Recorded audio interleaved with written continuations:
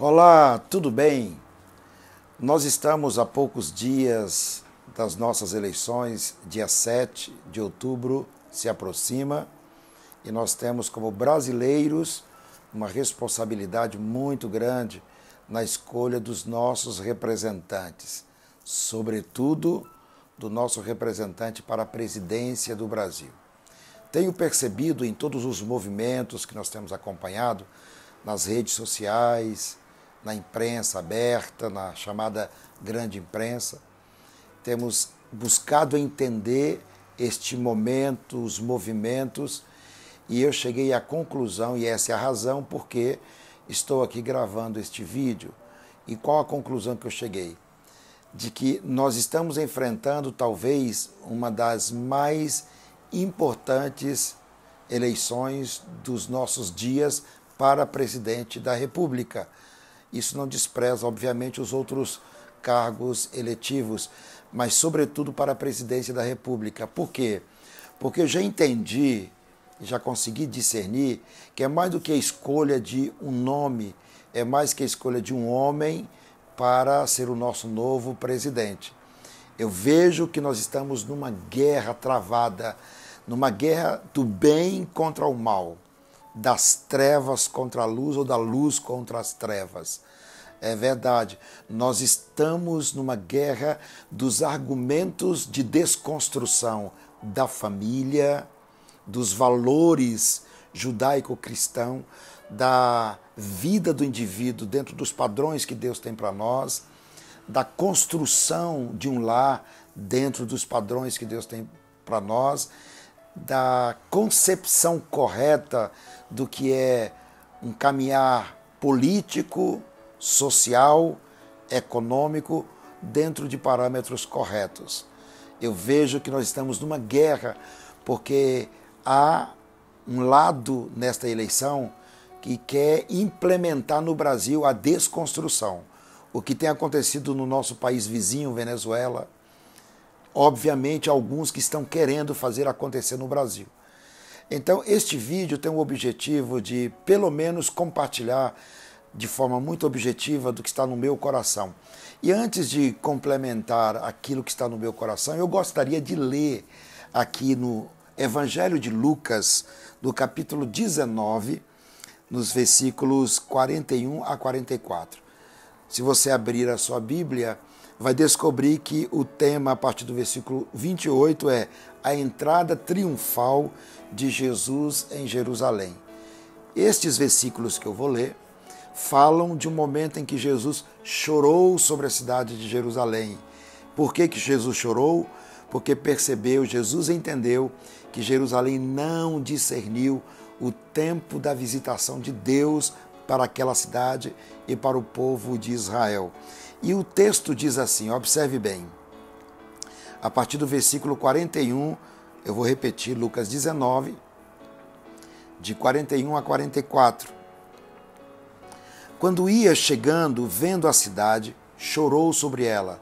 Aqui está falando de Jesus chegando em Jerusalém.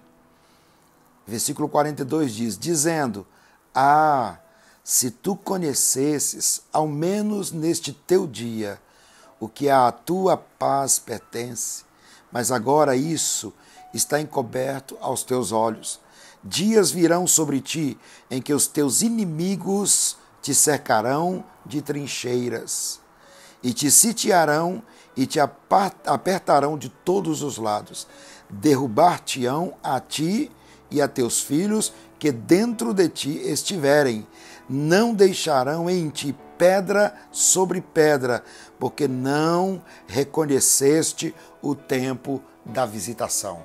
Esta sentença terrível que Jesus liberou sobre a cidade querida, a cidade amada, Jerusalém e Jerusalém, essa sentença foi liberada porque a última frase do texto que nós lemos responde por que Jesus liberou essa sentença.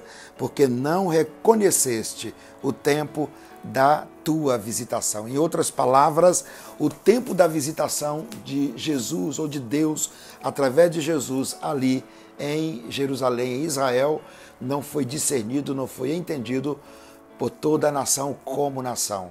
De maneira que 30 e poucos anos aproximadamente após esta palavra de Jesus, o imperador romano Tito entrou em Jerusalém e destruiu Jerusalém, cumprindo esta palavra que Jesus liberou de que não ficaria pedra sobre pedra.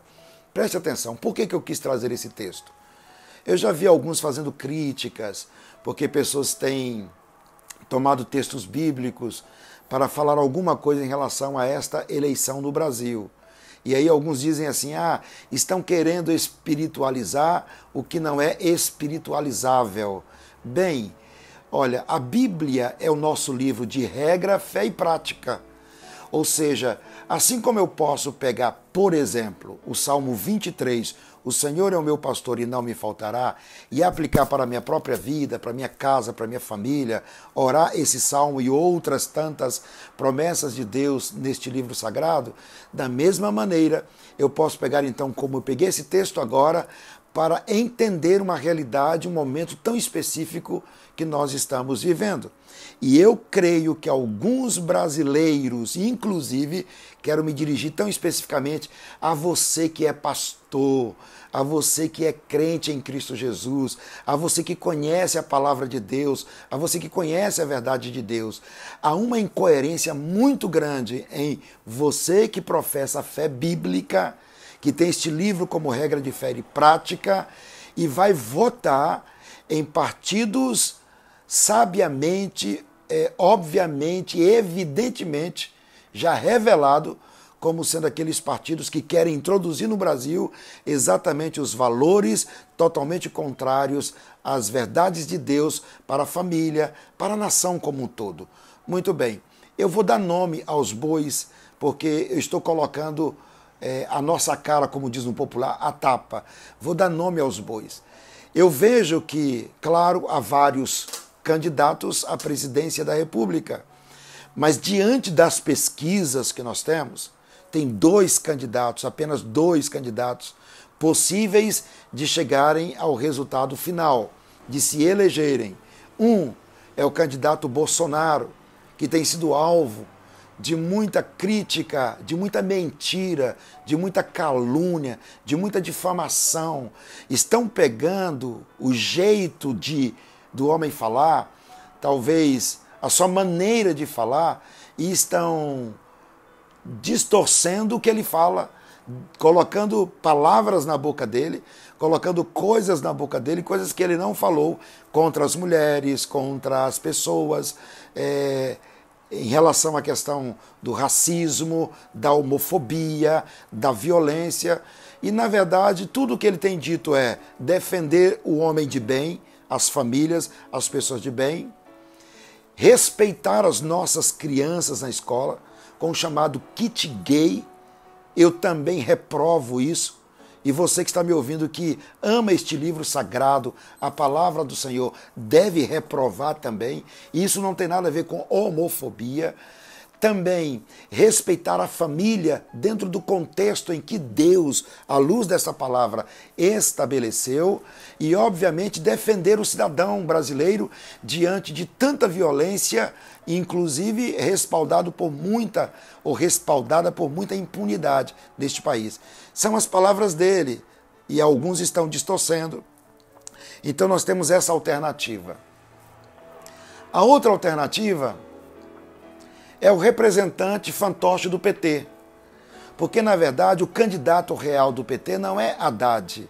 O candidato real do PT é o cidadão que foi julgado de forma correta, lícita, dentro de todos os trâmites legais do processo, e que já está respondendo, preso ali em Curitiba. E é ele quem dita as regras para esse partido que, se voltar ao poder, vai acontecer com o Brasil o que está escrito aqui neste livro. Ou seja, se nós não discernirmos o momento que estamos vivendo, a importância dessas eleições para não permitir que o PT volte ao poder, nós vamos sofrer e chorar na cama, como dizia meu pai, que é lugar quente. É verdade. Como nós temos visto a Venezuela. Os ricos da Venezuela, os que tinham poder ou têm poder aquisitivo, foram embora para os Estados Unidos ou para outras partes do mundo. Os pobres estão vindo para o Brasil, sofrendo e amargando, tentando encontrar um lugar de aconchego. Nós não queremos isso para a nação brasileira. Nós temos poucos dias para decidir isso. Brasil, acorda, Brasil. Abra o olho, é verdade. E essa expressão que abre o olho não é nem referência a um certo candidato que diz abra o olho. Nós precisamos abrir o entendimento agora, ter o discernimento adequado. É muito mais do que defender o nome de um homem. Eu não creio que Bolsonaro é santo, é 100% correto, é perfeito e é a pessoa ideal. Mas neste momento eu entendo que é a pessoa que Deus está levantando para trazer a nação brasileira para o trilho. Esta palavra, portanto, é para desafiar você, você que professa essa fé, que você que diz que é leitor desta palavra, que professa a fé em Cristo Jesus, que tem este livro como regra de fé e prática. Por favor, você precisa entender, o mínimo que você pode fazer é parar diante de Deus e dizer, Deus, qual é a decisão correta? E certamente Ele vai te dizer qual é a decisão correta. Alguns falam em outros candidatos que na pesquisa, ou pelo menos se as pesquisas são verdadeiras, essas pessoas ou esses candidatos estão lá embaixo. Não vale a pena, você vai jogar o seu voto fora e vai fortalecer o outro lado, porque nós temos um inimigo ideológico do Brasil. É muito mais do que o nome de uma pessoa, é mais do que o nome de Haddad, de Lula, sabe? É muito mais do que o nome de Manuela, é uma ideologia oriunda do marxismo, do socialismo, do comunismo. Se você fica abismado com Hitler, que matou 6 milhões de judeus, e por causa dele cerca de 40 a 50 milhões de pessoas morreram na Segunda Guerra Mundial, olha, o comunismo matou sem guerra mais de 100 milhões de pessoas. Então a gente não pode brincar com esse fogo. Eles querem destruir o Brasil, é verdade. Endeusam o Estado e, obviamente, um grupo pequeno que representa esse Estado em detrimento de toda uma nação que vai ter que penar muito para sustentar esse grupo pequeno, como está acontecendo na Venezuela. Os venezuelanos passando fome e o Maduro, bonito, gordo, forte, comendo bem nos restaurantes caros por aí. Não, nós não podemos permitir que o PT volte ao poder. Não podemos. O PT representa uma ideologia de destruição de valores de Deus, de desconstrução de valores de Deus. A nossa oração tem sido que aqueles que são contra os princípios de Deus para essa nação sejam desconstruídos agora. E Deus estabeleça aqueles que têm compromisso com esta verdade. E aqui eu não estou falando de espiritualizar o que não é espiritualizável, mas estou falando de coisas óbvias, claras. Jerusalém não discerniu há 2000 anos o tempo da visitação de Deus através de Jesus Cristo, o Filho de Deus. De maneira que pagou muito caro, ainda hoje há muitos resquícios deste não discernir o tempo da visitação. O Brasil não pode entrar por este caminho. Então eu quero convocar você, brasileiro. O número é 17. O homem é Jair Bolsonaro. E como você tem lido por aí nas frases, Jair agora ou já era. A verdade é essa.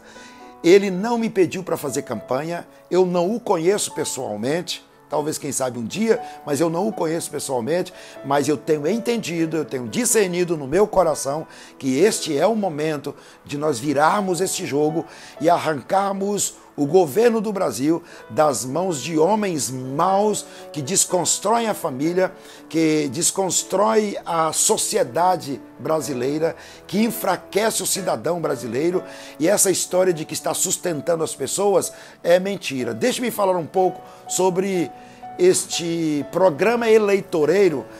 Quando ele começou, não era a ideia, talvez, eleitoreira, mas transformou-se em um programa eleitoreiro nas mãos do PT. O Bolsa Família. Quando o Bolsa Família é colocado sem dar qualquer condição ao pobre para que ele saia da pobreza, o Bolsa Família termina sustentando ou fortalecendo a pobreza em detrimento do pobre. Ou seja, o pobre passa a ser um eterno dependente deste favor do governo, quando na verdade o que o governo deveria fazer é dar condições para que o pobre saia definitivamente da pobreza, sem ter que depender mensalmente de alguma verba eleitoreira do governo. Entende? Então, nós queremos ver o Brasil sair da pobreza, da extrema pobreza. Nós queremos ver o Brasil sair da extrema miséria. Nós queremos ver o Brasil sair deste ambiente de discórdia, de jogar um contra o outro. Por exemplo, dizem que não sei quantos milhões de homossexuais morrem no Brasil. E se você for analisar direitinho, eles morrem juntamente com outros tantos brasileiros, também dentro dos 70 mil assassinados por ano no Brasil. Pais de família, mães de família, gente de bem, trabalhadores honestos, pessoas que estão lutando para dar o melhor para suas famílias e de repente tem a sua vida ceifada juntamente com aqueles que querem separar como se fosse um grupo especial. Não, o Brasil é dos brasileiros e os brasileiros são do Brasil e nós precisamos acabar com essa ideologia que joga um contra o outro. É isso que pretende o capitão, colocar o Brasil no trilho, e se ele mesmo não entrar no trilho, o que estamos fazendo agora, nós vamos fazer de novo com ele. Mas estamos crendo que este é o momento em que Deus está levantando este homem para trazer o Brasil para o trilho. É um tempo de visitação de Deus, eu vou repetir, é um tempo de visitação de Deus para a nação brasileira. Por favor, abra o teu coração, busque discernir neste momento. Nós estamos chegando perto, está muito pertinho. Dia 7 de outubro vem aí. Estamos aí a poucos dias para você chegar ali e colocar 17. É o número que vai colocar o Brasil no trilho novamente. E ouça bem, tem que ser no primeiro turno. Não pense assim, não, eu vou votar agora no Alckmin, eu vou votar agora no Boulos, eu vou votar agora no Álvaro Dias, eu vou votar agora no Haddad, eu vou votar... Não, se você votar em qualquer outro que não seja o Bolsonaro, inclusive a Marina, você estará tirando votos do Bolsonaro e dando para outros. O momento é agora, nós vamos decidir isso agora. Ah, mas ele é rude para falar. E você nunca foi rude para falar? Você nunca perdeu a paciência para falar? Agora, em todos esses anos de vida pública, ninguém apresenta nenhum ato de corrupção do homem, enquanto que todos os outros candidatos, de alguma maneira, têm algum tipo de queixa, de acusação, ainda que não condenados, mas alguma coisa nesta linha da corrupção. Não, nós precisamos entender que muito mais do que o temperamento de um homem, é o caráter dele. E o caráter deste homem tem revelado que ele é o homem do momento para que o Brasil volte para o trilho. Eu quero terminar esse vídeo dizendo, é o momento de discernir, como Jerusalém não fez, é o momento agora do Brasil discernir o tempo da visitação de Deus. E eu creio que politicamente Deus está visitando o Brasil através de Jair Messias Bolsonaro, número 17. Este é o nosso próximo presidente no primeiro turno. Tem que ser agora e tem que ser já, senão já era. Por favor, 17, Jair ou já era? E depois, não vá chorar na cama, que é lugar quente. Deus abençoe a sua vida.